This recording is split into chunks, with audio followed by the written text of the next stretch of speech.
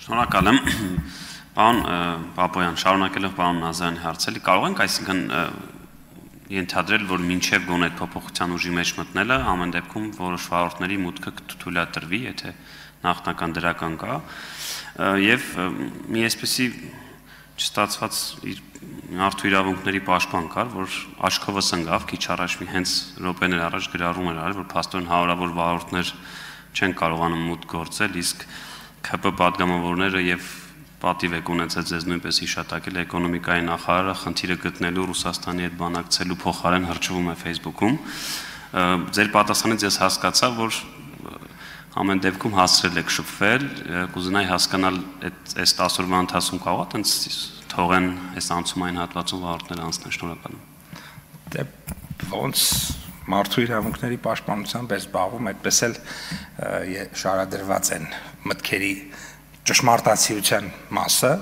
Ես արդեն ասացի, որ ըստեյության իմ պատասխանը նրա մասին էր, որ օրեր շարունակ աշխատանք է իրականացվել։ Ես ասացի հանդիպում, նամակ, պատասխան նամակ, եւս մեկ հանդիպում եւ բնականաբար ինչու եմ դրա մասին հիմա ասում, որովհետեւ եթե սրա մասին ասեի մեկ շաբաթ առաջ, կարող է եւ այդ մեկնաբանությունը չլիներ, բայց ես չկարողանայի, բայց չլիներ նաեւ լուծում։ Համար հետեւաբար ավելի լավ է թող ընդդիմությունը քննադատի մեզ, բայց մենք խնդիրները